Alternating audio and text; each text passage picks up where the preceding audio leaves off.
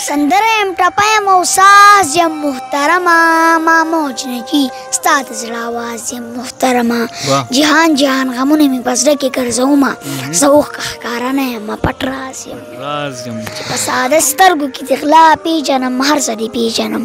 چې تا پېژنم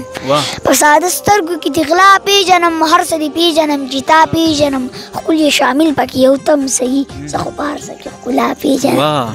السلام علیکم کتونکو د مینې او د خلوص نډک سلامونه کلامونه نیکې هیلې او پیرزونې قبول او منظورې کوي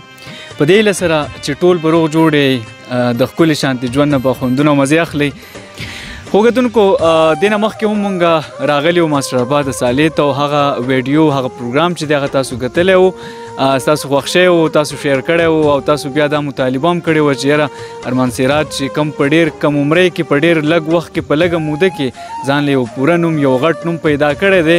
او نن ارمان سراج په داسې مقام دی چې هر سړی هر پیغله هر ماشوم هر ځوان هر بوډا دا خواهش په زړه کې لري چې زه د ارمان سراج سره میلاو شوی د خوا ته لاړې د سره مې ګپ شپ ولګولې د سره مې خبرې اترې وکړې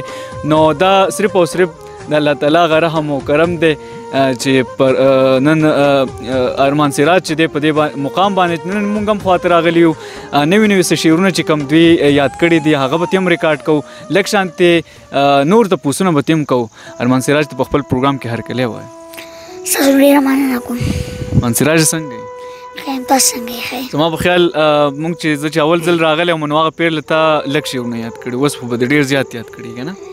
او څومره به دې یاد کړي؟ بس چې ویم درته خو زاړه هم ډېر دي تاسو ته چې مې کم ویلي هغه به دوباره نه یم. او تعلیمي هلې ځلې څنګه روان نن ما داسې اورېدل دي چې ته پوزیشن یې وایې اخیستی پوزیشن دې اخیستی؟ او فسټ پوزیشن مې اخیستی دی. فسټ پوزیشن یې اخیستلی دی نو په شاعرۍ کې خو فسټ پوزیشن هغه مخکې هم اخیستلی او تاسو کاته که نه هر یو پروګرام ته به چې تله نو کم چې ښه ښه شاعران هغه به هم پیل کول او فسټ پوزیشن چې دی هغه به ارمان سراج ته میله نن په سکول کې هم هغه فسټ پوزیشن اخیستلی دی مطلب دا چې هغه یوازې دا نه چې په شاعرۍ او یا د ادب په پیړ کې لګیا د هلې ځلې کوي فسټ راځي بلکې د تعلیم په میدان کې هم خپل هغه پوزیشن چې دی د خپل لاسه نه پرې باسي. سراج نوي دې څه یاد کړي زموږ مینوال چې دي هغه تا ته ډېر زیات په مینه باندې دا وخت کې غوږ دي اوري نو څه به ورته ډالۍ کوې؟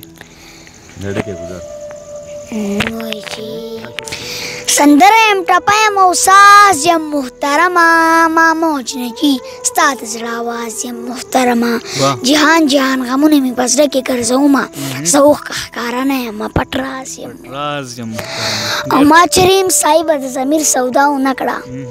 ما چریم صاحبه د ضمیر سودا ونه کړه کارغه په شان مرداره نه خورم باز یم محترمه او خپل ځان نه زیاته مینه د وطن سره لرمه خپل ځان نه زیاته مینه د وطن سره لرمه محمود مې دی وطن زه یې ایاز یم محترمه ډېر ښه او ساده باده ملنګ خلک ډېر ښه راباندې لګي زه هم د ملنګانو په انداز یم محترمه او ستا غوندې په شعور او په غرور خبرې نه کړم ستا غوندې په شعور او په غرور خبرې نه کړم مظلوم یم په خبرو کې ممتاز یم محترمه. واه ډېر ښه زه به تاسو ته وایم چې لکه ماشوم دی خو د شاعرۍ هغه انتخاب چې د دوی که هر څوک کوي که دوی پخپله کوي او که هر څوک کوي دوی والد صاحب محترم چې کوم ښه شاعر دی په ایجوکیشن کې په تعلیم په شعبه کې هم هغې خپل یو جانه پهچانه یو پیژندلی نوم دی نو که هغه وله کوي خو د شعر انتخاب ډېر ښه طریقې سره کوي او کم شعر چې وایي یقینا چې هر یو شعر چې دی د خولې نه راوځي خلک وایي چې ما بار بار دا اورېدلی نو نور به څه ډالۍ کوې زموږ مینوالو ته؟ د حمزه بابا شعرونه دي چې په ساده سترګو کې د غلا پېژنم هر څه دې پېژنم چې تا پېژنم په ساده سترګو کې د غلا پېژنم هر څه دې پېژنم چې تا پېژنم ښکل یې شامل پکې یو تم صحیح زه خو په هر څه کې ښکلا پېژنم. ډېر ښه ښکل یې شامل پکې یو تم صحیح زه خو په هر څه کې ښکلا پېژنم. تږی اوبه واخله کیسه ختمه زړه غواړي اوس زړه واخله کیسه ختمه نه کنه د یو لاسه ټپ نه خیږي نه کنه د یو لاسه ټپ نه خیږي څه راکه اوسه واخله کیسه ختمه وایي چې شاعري د دومره خوښه ده چې شاعري دې دومره خوښه دی زما مازغه واخله قصه ختمه خرڅ په کباړي که دا زما پیزار ځان له پې رانجه واخله قصه ختمه او ننه د جیدات په سر مې مه وجنه ننه د جیدات په سر مې مه وجنه هر څه ستا شو تره واخله قصه ختمه او سکول ته ژوندي بچي راوستي وو ها واپس یې مړه واخله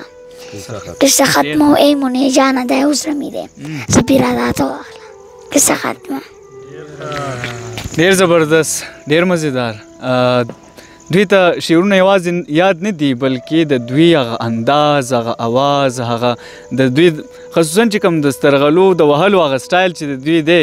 نو هغه د خلکو په زړونو کې لاره کوي او خلک وایي چې بس مونږ ما دغه دپاره د دوی دغه شعرونه چې دی اورېدی نو الله تعالی ورله صلاحیت ورکړی دی سپېڅلی ماشوم دی ګلالی ماشوم دی او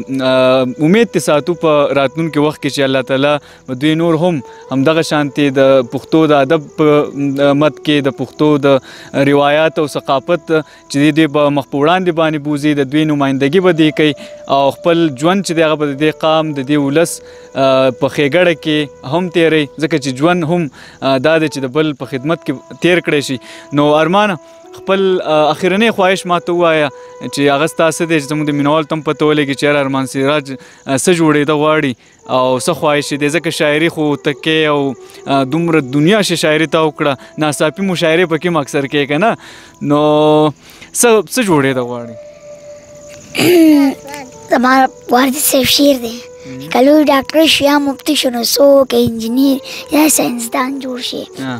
د علم زور به دې حاله ومنم د هر څه مخکې چې انسان جوړ شي د هر څه مخکې چې انسان جوړ شي نو د دې په دغه شعر کې ما چې دوی نه کوم پوښتنه کړې وم په دغه شعر کې ما ته د دوی هغه جواب میلاو شو انشاءالله دوی خواله به بیا راځو او په داسې امید به راځو چې دوی به نن پس پوزیشن اخیستلی دی چې دغه پس پوزیشن دوی په خپل سکول کې هم دغه شانتې مینټین وساتي برقرار وساتي هم په دې امید به راځو همدې سره زموږ پروګرام وخت پای ته رسي تر بل پروګرام پورې خپل کوربه ابراهیم افشار مرایت صاحب سراج الدین سراج صاحب او ارمان سراج صاحب ورسره زموږ سره فرحان سراج هم کیمرې ته ناست دی ستاسو دا ویډیو چې د ستاسو دپاره جوړی موږ ته راکړئ اجازت د لوی الله په امان